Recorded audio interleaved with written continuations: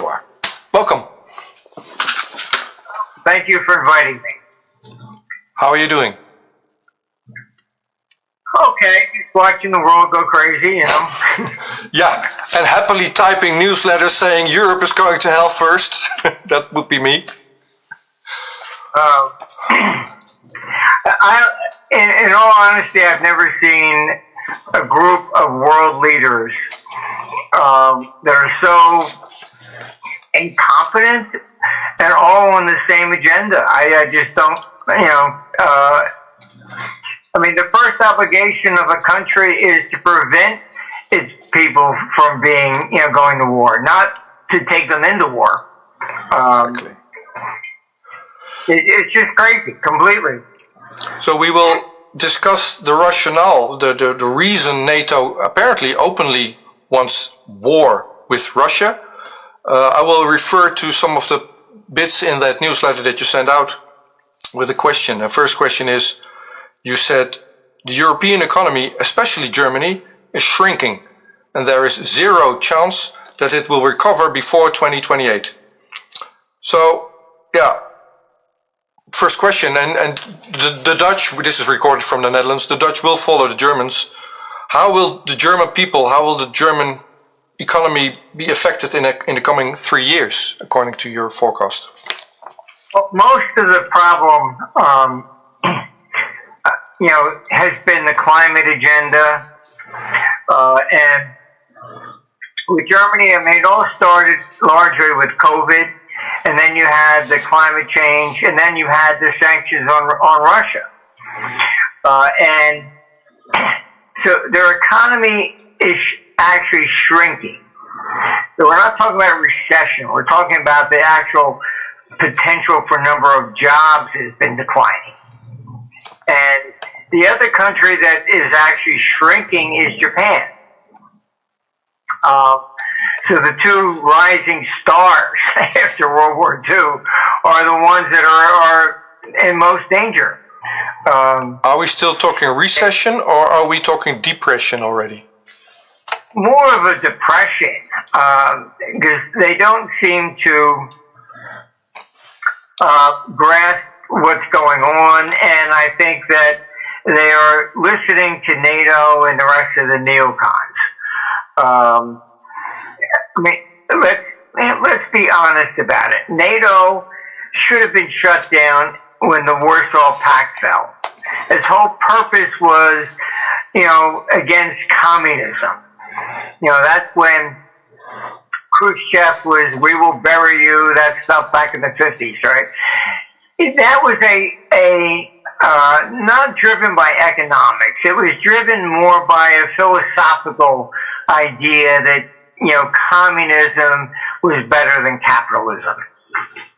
And of course that failed, because what they didn't understand is that in communism as well as socialism, you're suppressing the individual. And what creates the progress is curiosity. And that's actually what Einstein had said. He said, without curiosity, we just get stagnation. You can't discover anything unless you're curious. And I think he hit that nail right on the head.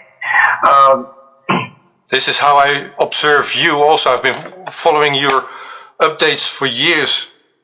And it's that curiosity when you were young into coins and history that made you how is that made you the forecast of what I'm going to say? And I realize now, last time we talked in April, I think, you said there was a new forecast, a movie coming. So it just come to mind. Yeah. How's that thing doing? Pretty good. I'm not sure when the release date of the next documentary is, and then they're converting it into a Hollywood movie. Yeah. Something like the Big Short type thing. And okay, so we're waiting for that. Yeah. I ended up in this field. That's why I say I'm the accidental economist. Yeah. Had no intention. If you ever asked me when I was in high school, is this something you'd want to do? I would have said, "What are you, nuts?" you know. But I think largely because my father had taken the family to Europe back in like 1964, and traveling everywhere, you had to change currency every time you crossed the border. It taught me foreign exchange. So when Bretton Woods collapsed in '71, I at least understood what currencies were. I mean, they never taught anything in school about this, and it was because we had a fixed exchange rate, and so I happened to have had a client who was an executive VP at Franklin National Bank, which started MasterCard. They were the first bank to fail with the floating exchange rate in 1974. And he came to me, he says, "You understand this stuff?" He says, "Would you come take a look at this?" And they lost, basically the bank failed on a 10% move in the Italian lira. So pretty much after that, anytime there was a currency crisis, like get the guy that did that. So I got dragged into everything, and so I have had a front row seat. So as you know, even when they were forming the euro, they came to me. It seems like, that's why I say I'm the accidental economist, because it's something I never thought would be a career or wanted to get into. I've been dragged in everywhere from around the world. When 1997, the Asian currency crisis happened, I was called in by China. So I've seen it everywhere. And still, this is what is the problem we're running into now. They never designed the euro correctly. And this is, I was giving a speech in Chicago, and Milton Friedman came to listen to me. And when I was done, he stepped up to shake my hand. He says, he says, "That was a fantastic speech." He says, "You're doing what I only dreamed about." And I didn't realize, but he had, in 1953, had written about a floating exchange rate system and how it would put checks and balances against governments. And that's actually what I was explaining. And that's what we're seeing now. They want war because the economy's going against them. You wrote, and if they don't do something, people are going to be grabbing pitchforks and going after the parliament. Oh yeah, exactly. Yeah, well, in the Netherlands you can get arrested if you even speculate on the pitchfork scenario. So as a journalist, it's safer to stay away from those things. But I agree. The bigger the mess they make, eventually people will stand up out of their couches and do whatever they want to do, just for their livelihood, for their families. Look, it's human nature. Exactly. And it will respond the same way, no matter what century you're looking at or what culture. People come up with this idea, one world government will stop war. I said, really? Rome had one government. How many civil wars did they have? You mentioned the euro and how it was started. Right now we have Ursula von der Leyen saying we need 2 trillion in 7 years. So there's 2,000 billion in the Netherlands. And you said when governments face internal collapse, they turn to militarism. So that's an aspect of NATO also, but maybe you can elaborate on the internal collapse. How is the EU collapsing, in your opinion, observation? Largely, the problem you have is when you create these centralized governments. As I said, when they were forming the euro, they came to me and I said, okay, fine, this is how we create it. And it was Helmut Kohl that didn't allow the German people to vote. So he knew that they would be against any consolidation of the debt. And so that was his insistence. And so I warned them. I said, this is not going to compete with the dollar.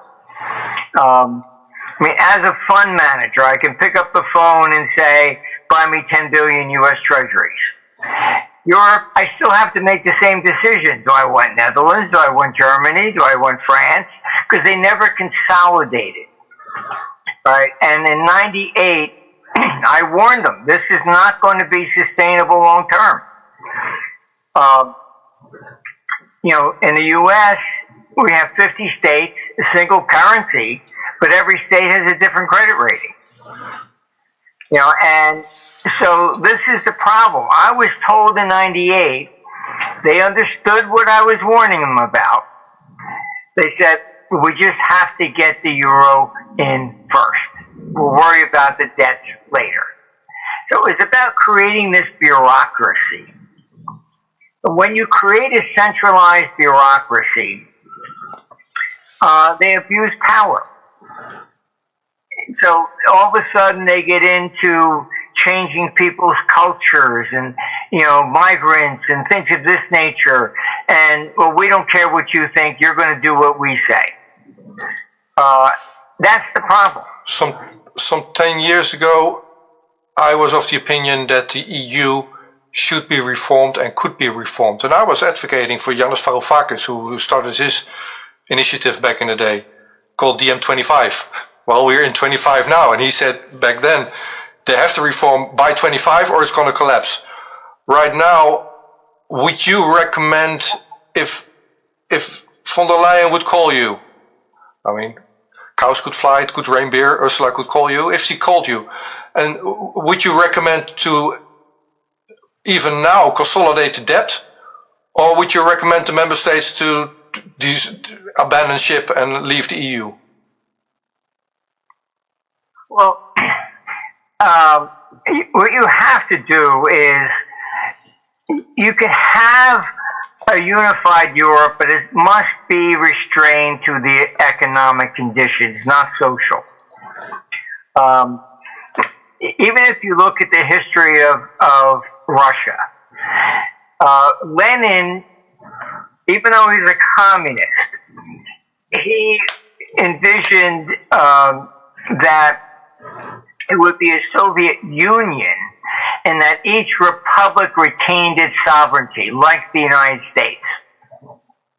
It was Stalin, and he even wrote a letter, do not let him secede me. And it was Stalin who got in and grabbed everything, centralized power, removed all independent sovereignty, etc. And this becomes the problem. Whenever you get a government that then tries to impose its demands upon everybody else, that's when you get dissent. Yeah, okay. We saw it in the election in the United States when Camilla, somebody at one of her rallies said, you know, about abortion and offends God or whatever, and she said, you're at the wrong rally. So in other words, you get in, it's your way or nobody else's. This is the problem with centralized governments. So Europe could survive if you jettison all this socialistic ideas and migrants or whatever. You know, I mean, just look at, you know, the promise was nothing would pass without an absolute unanimous consent. Hungary starts to go against this. Oh, well, we'll strip them of the right to vote. Exactly. So, little by little, everything they promised has been thrown out the window. So this power-hungry animal is never going to come down from its rock where it's sitting there, boss over everybody, and be humble again, and lose the parts of the agenda that they shouldn't have had in the first place. So that's why I would say, let's try abandon ship, but probably too late already. Yeah, history shows it, unfortunately, that will happen.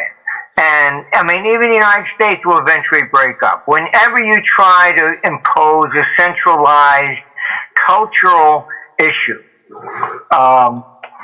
Just look at Ukraine. You have Zelensky deliberately trying to keep the war going, outlawing their language, outlawing their religion. And I mean, even the Pope came out against them. You can't say you can no longer have Orthodox Christianity. Christmas will be December 25th. I mean, even the Pope came out against Zelensky. I mean, these are things you cannot do.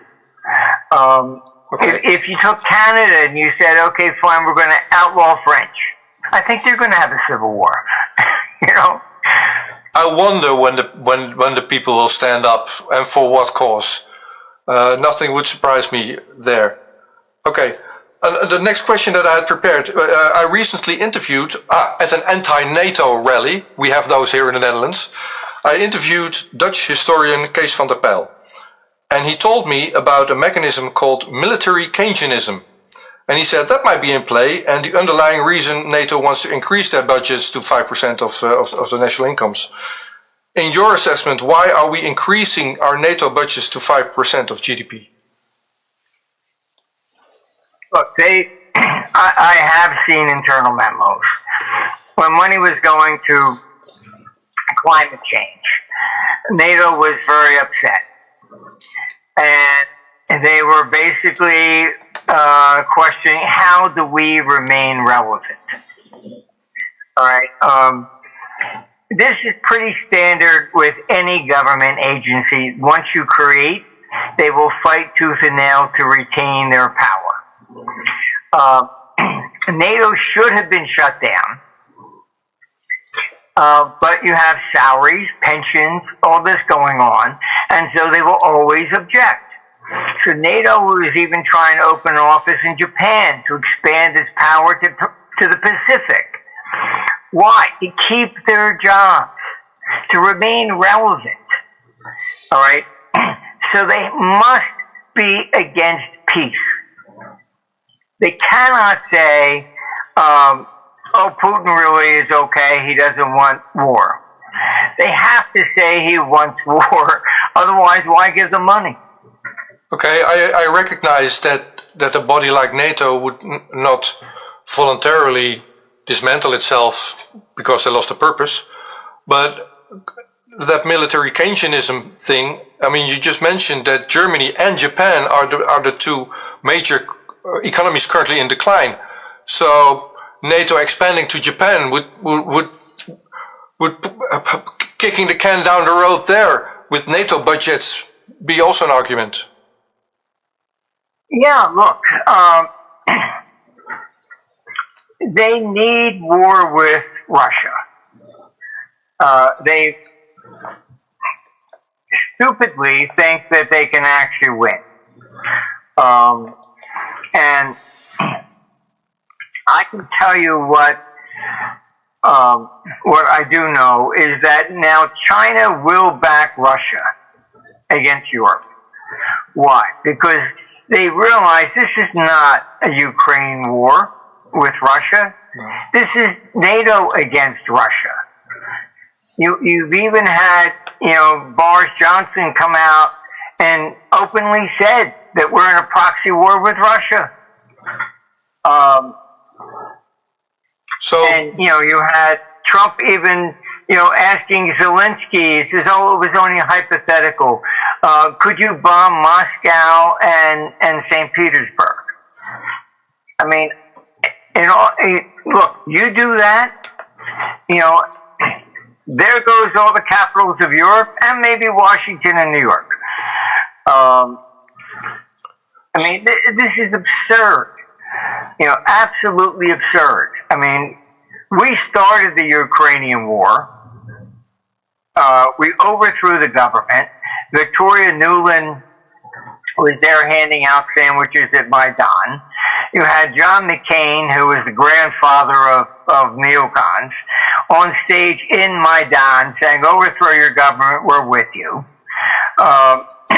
They installed the interim government, and it was the interim government that immediately attacked the Donbass to start the civil war. This is the Minsk agreement. I mean, Merkel, I honestly never in my life ever saw a politician do what she did. Betray the agreements. She came out openly and said, we never intended to honor it. We were just buying, Ukraine time to build an army for war. Yeah, and they did. And Yeah. I this is heartfelt. I mean, Ukrainians and Russians are losing their lives over a war that nobody can win and that nobody benefits from except for the military-industrial complex. But the fact that Ukraine is running out of soldiers, is that the core reason that NATO now wants to send its own, like 250,000? Oh, yes. I can tell you that there was a Ukrainian recovery conference July 10th and 11th, and they were proposing putting in $12 billion for rebuilding Ukraine. And they said we have to guarantee that money along with military. And NATO has basically said, all right, fine, if they can't get Ukraine into NATO, they said, well, we can still basically enter the conflict as they did in Bosnia in 1995 and Kosovo in 1999. They were not NATO members. So, okay, that leads into my next question to you. War needs to be sold to the constituents. Nobody wants to go to war.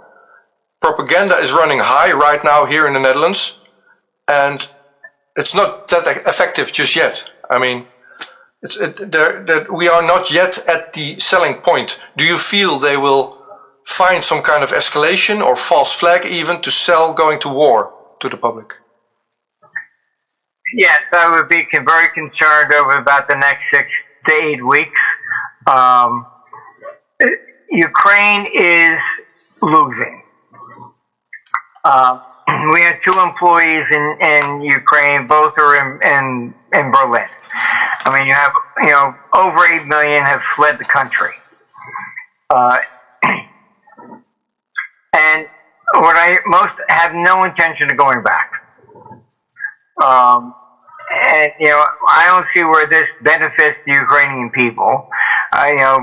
People that I have even spoken to in the military said, they were initially told to go just to the border with Russia, and it was MI6 out of Britain which told them to invade into the Kursk region. There was a peace deal, and Boris Johnson hopped on the plane, went over there, and told them not to sign it. We will have none of that. That made the front page of the Ukrainian press. So the Ukrainian people that I speak to, they have a legitimate question. Are we allowed to have peace without permission from London, Paris, and the United States? They're not in charge of their own country. This is why Zelensky will not have any sort of an election, because he knows he would win anyhow. Yeah, well, that doesn't make the news here either. He's years overdue for both the presidential elections and the parliamentary elections. But the irony is that, Putin's a dictator. Really? Well, Putin at least stood for election. Does Ursula ever stand for an election? No. Has Zelensky stood for an election? No. Now, if NATO were to push through on this plan, even there might be an escalation, like you mentioned, in the coming two months or so. But would all countries in NATO be united in this escalation, or can you imagine it accelerate the breakup of NATO over this? I think at least as it stands now. I have spoken to some people on Capitol Hill, and my opinion was that we should exit NATO. And I actually got the response, "You're right." I was kind of surprised, but I think they desperately need some sort of a false flag. If you look at this objectively, Putin has laid down many red lines. Can't give long-term missiles to Ukraine to attack into Russia. They do it. They have done everything that Putin said don't do. Why? Because they're desperate to try and get him to attack anything in NATO so they can claim that Russia is the aggressor. And that hasn't worked so far. As I don't think, Putin's probably the smartest guy at the table. All right. He understands what's going on here. So he's not acting irrational or emotional, which they were hoping to tap into. So the problem that I see is that if they can't get him to attack, they're probably going to create some sort of a false flag and say that he did. Right on Wikipedia, you can look at Project Northwoods. The CIA proposed killing Americans to blame it on Cuba to justify the invasion. JFK said, "Are you out of your mind?" and shut him down and wanted to disband the CIA. Now we're getting a lot of information that they were behind basically killing JFK. These false flags are not unusual. Hitler used it with the Reichstag. They're not unusual. That's right. So I am concerned that they would do something to blame Russia, to get everybody riled up and say we have to do this, whatever. What's your observation? What's your take on Tulsi Gabbard, now chief of the security services, and saying, well, that deep state is kind of tricky to contain. How is he doing? Look, the deep state is very deep.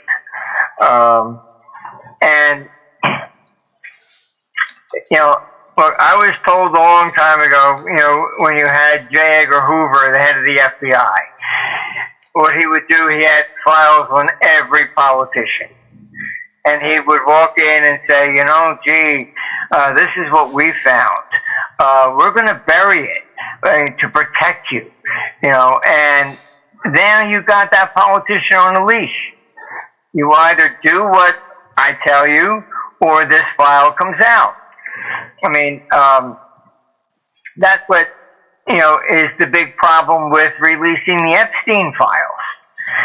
That was the biggest blackmail operation ever.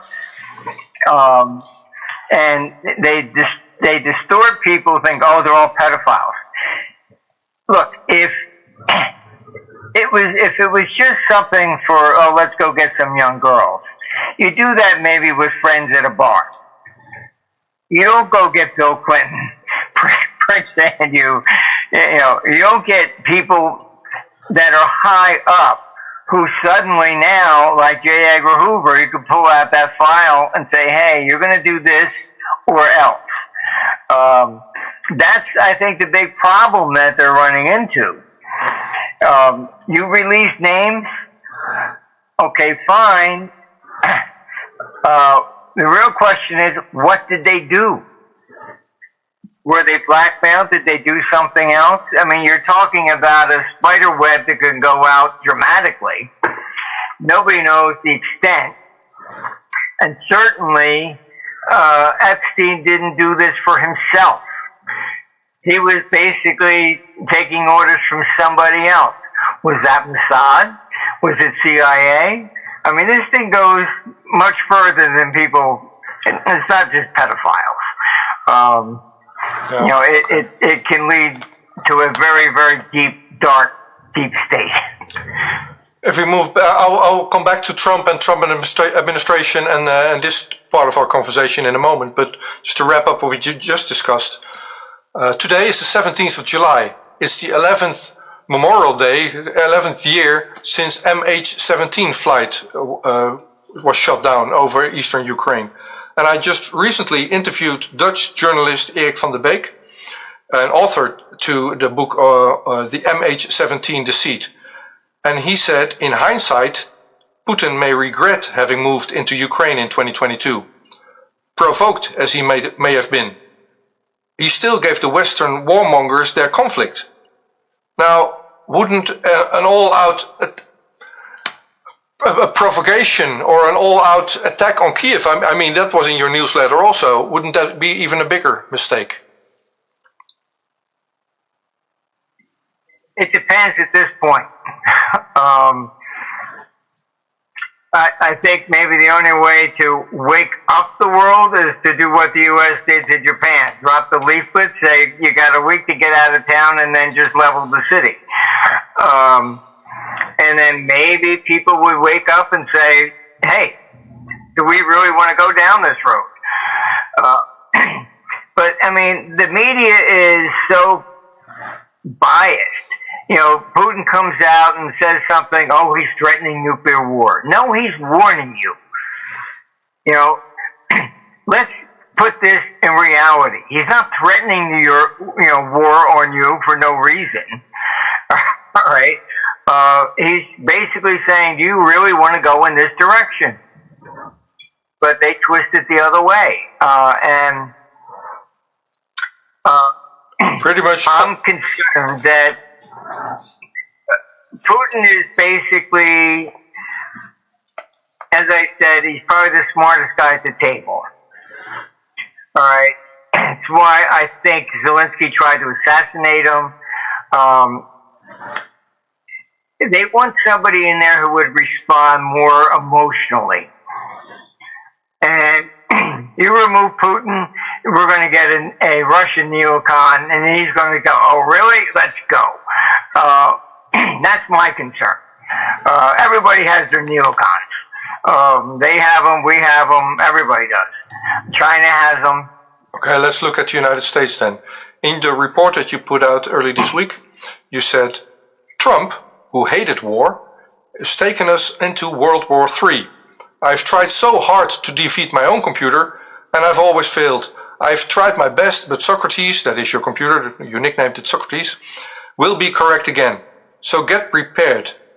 Now, is it your assessment that Trump will blunder into an armed conflict with Russia, or is he orchestrating it?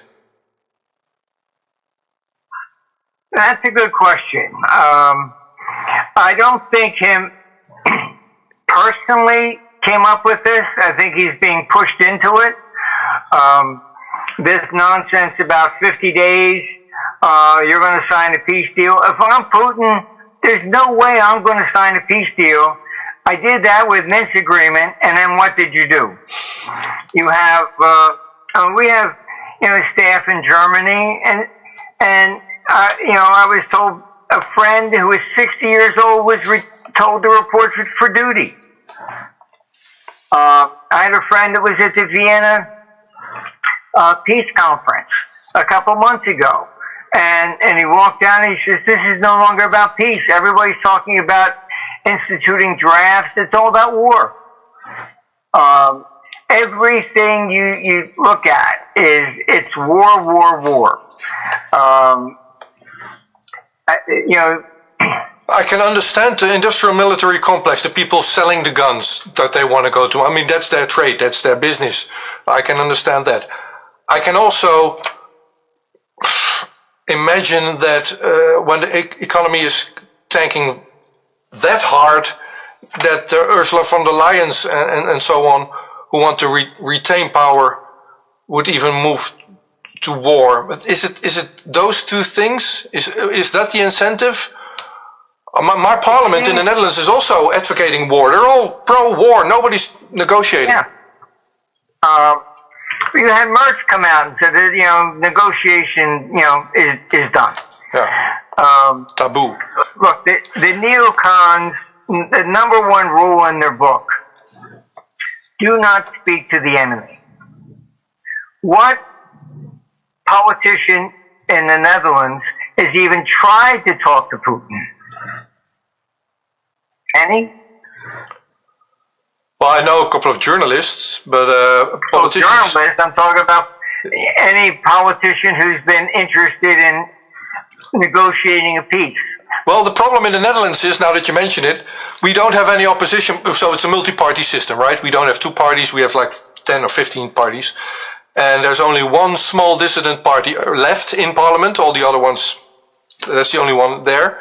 And they're being blamed and harassed for advocating the Russian standpoint. But I don't think they actually engaged in conversation. And if they did, well, good for them. I mean, I like Oliver Stone. I like Tucker Carlson. You need to engage in. By the way, last time I spoke to you, I said we should go to Putin, talk to him ourselves. The solution lies in dialogue, right? Yes. I mean, look, what you do. I was in Washington when Reagan came to power, and you had Gorbachev made his speech. Reagan wanted to go speak to him, and I can tell you the neocons, they said, okay, they couldn't say he was a communist anymore, so they advised against it. They said you can never trust a Russian. Reagan didn't listen to him, and he went. If he didn't, the Berlin Wall would never have fallen. All right, but this is what they are always against. Just look, Trump spoke to Putin. What did Europe say? Oh, how dare he? So, in other words, if you refuse to even speak to an adversary, regardless of who it is, all right, you're cutting off any possibility of peace. So that's where we are. You can't come to a solution. Dialogue is a sign of resistance. It's just engaging in conversation is being the resistance. Okay. Look, this is unfortunately, they understand this, and this is why they tell all the politicians, and you can look, from the North Europe to the bottom, they're all the same. Don't talk to Putin. So if you're not going to talk, and you're not going to basically try and even protect your people with peace, the only solution becomes war. In the newsletter that we're discussing, you wrote, "My most profound concern is that we're entering a panic cycle over international war in 2026. War will mean lower bond prices." Now, what you didn't write, but the way I interpret it, lower bond prices would imply higher interest rates on state debt, adding an additional burden on the population that's already facing higher taxes, if only for the NATO budget increase, which is being advocated by the ministers here in the Netherlands. So, why do they choose the path of war instead of diplomacy and peace if it's going to give them the bond apocalypse, as Max Kaiser would call it? What they're doing, they just, pushing through this in the U.S., this Genius Act. All right, what is it? It's to issue stable coins backed by U.S. Treasuries. All right. They did this in 1863. They issued national bank currency. So the banks were allowed to issue currency against government bonds that they bought. All right, so I'm assuming that didn't work out then. You had Blinken take Russia out of SWIFT, and then had the audacity to threaten China, if you help Russia, we'll do the same to you.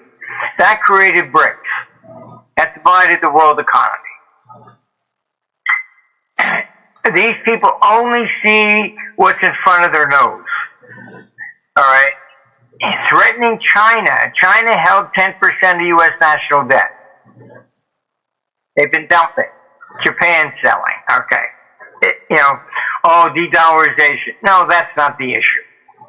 The issue is you do not own the debt of an adversary in war because they will not pay it. All right? So, why is this Genius Act suddenly coming up? We'll create staple coins and they will be backed by treasuries. They're looking for a way to sell treasuries because Japan, China are not buying. So they need another market. Okay, so this is part of the whole debt problem. Yeah. Europe is looking at creating CBDCs. Spain putting in, you can't take out more than 3,000 euros out of your account without government permission. This is all about shutting down the free markets. Yeah, tell me about it. I'm living it right here in the Netherlands also. Okay. So the computer system that you programmed, that you built, that you call Socrates, I just mentioned that, follows or predicts, so you have to elaborate on that maybe, your economic confidence model. But you came up with that even before Socrates. You see cycles in everything, and also in the economy and in confidence. So the economic confidence model has a turning point, I believe early August, if I remember correctly. What do you expect from that pivot? And you mentioned stablecoins.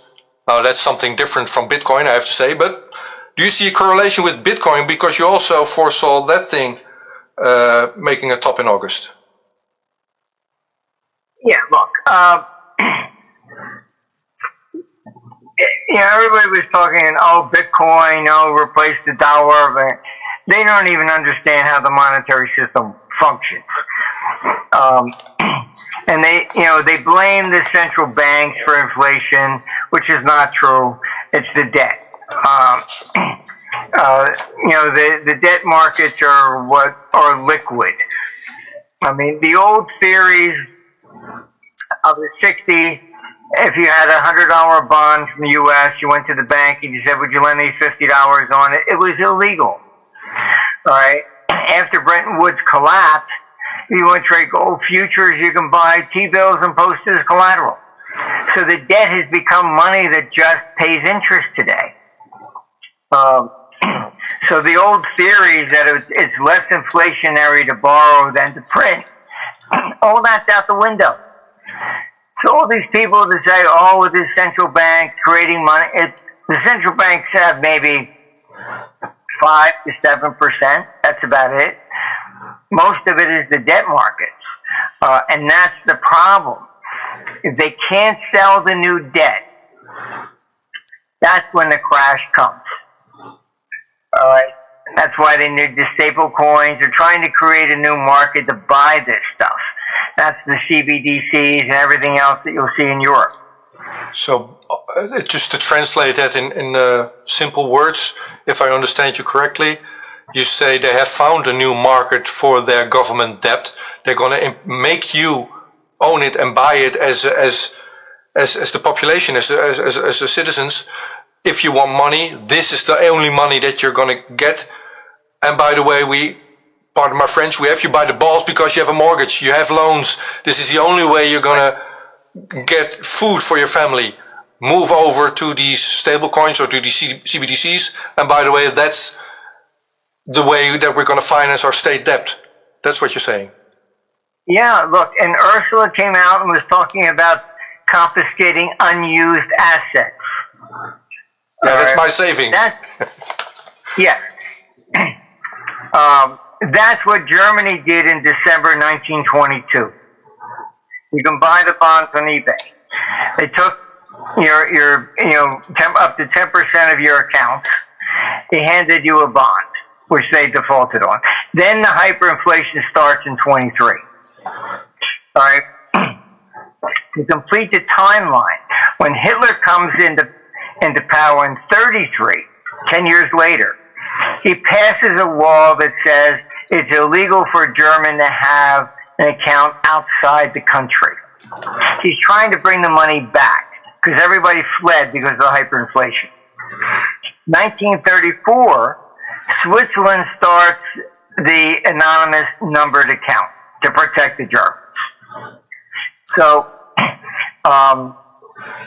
Ursula wants to confiscate people's savings, because they're unused, so she can spend them on war. You're going to create a major, major panic, the same way what happened in Germany. the money will try and get out. They're going to put on capital controls to try and prevent any money from leaving Europe. Once that first bullet is shot, you're not getting any money out. Just look at what they did World War I. They shut down all the stock markets. Yeah.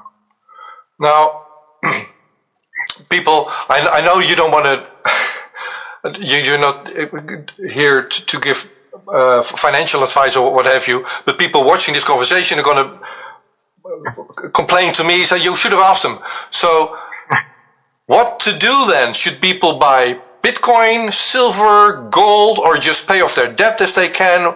What should the individual do to brace for impact that's imminent? I'd leave the debt there, but gold, silver, they are at least tangible assets. Bitcoin, I'm not that fond of. I can tell you, being in Florida, we had a couple of hurricanes. You couldn't even use your credit card. So if the power grid goes down, what good is any cryptocurrency? Plus, if Germany counterfeited British pounds during World War II to undermine their economy. So you go to a digital currency. If I were Putin, I would, explode an EPM bomb above, Europe, and that would wipe out all the then what are you going to do? You can't get your cryptocurrency. You don't even know if it still exists. These are security issues to me. I mean, why would you ever put everything on an electronic basis? I will just spread. And to the Bitcoin people watching this, I'm not going to engage in the pro or contra discussion on Bitcoin with Mr. Armstrong here. I just wanted to get your opinion on it. Look, Bitcoin has been used mainly as a method to get money out of countries. I know Canadians are using the Bitcoin. What Bitcoin is, it's the same instrument like gold. Okay. So it all started with Bitcoin volume really began with the money laundering out of China. They figured it out. They bought Bitcoin. They sold it in the United States, and they got dollars in the United States and opened an account. Canadians are doing it. Europeans are doing it. So it's not a store of wealth per se. Nothing is a store of wealth. Everything goes up and everything goes down in price. But my only concern is that if you have all your assets in that and the power grid goes down, you're screwed. Same goes for your credit card. Yeah. Okay. Yeah. I mean, look, it's a means to move money from one country to another for now. Which sounds tremendously useful, if I might add. Yes, and that's been why it's been, popular. Really, that's been the real issue. Okay. When China figured it out, they called all the people that were creating bitcoins into the government for meetings. Eventually, they would do that in Europe and the United States as well. But that's, I think, why they're trying to create these stable coins. And this will be more secure than Bitcoin. It's actually backed. All these issues. Well, it will be backed by the might of the country issuing them, so they would have that over Bitcoin. However, Bitcoin is a global. But let's drop the Bitcoin topic there. I want to apologize on behalf of my country to the rest of the world. We gave NATO Mark Rutte. In my defense, in our defense, he screwed up the Netherlands over the past 14, 15 years. Before he's starting to do this with NATO, but he's a puppet also. I mean, this is not of Rutte's invention. This was coming long before he joined NATO, I think. Final question is on, we are making comparisons to world wars. And United Nations was created after the Second World War. What's your assessment of United Nations and their Security Council as a body to stop the NATO warmongers? Impossible. Oh. You get a lot of just people that you get rules and regulations in there, and you got to be, mindful. Like I said, I could run for Congress in the United States. Say whatever you want to hear. I'll save the whales. I'll do whatever. Then you get down there, and then you go, congratulations, now here's how you vote. Just look at the votes. They're down party line. All right. So it doesn't matter. Somebody else makes the decisions in the back rooms. In Europe, the laws are made by the commission, and they never stand for elections. And they call, they lie to us. They say, "Oh, we live in a democracy." We do not. At best, they're republics. We have representatives who don't really represent us. A democracy, we should have the right to vote. Do we go to war with Russia, yes or no? We're never asked. We're said, here's a gun, get in line, and go over that. That's basically it. So right now, I wouldn't even place a bet on the Dutch people voting for peace or for war. They might even change their mind only when the body bags come back. That's my assessment of the Dutch. That's generally what happened, even like Vietnam. When they were lying about the death tolls, I lost most of my friends from high school to Vietnam. And even back then, we were beginning the question, was it the people from my town are the number one people that die, or what? Or are they lying about the numbers? But, this is what they always do. It doesn't matter. They're going to say whatever they need to say to retain power. And this has been going on for thousands of years. Nothing's changed.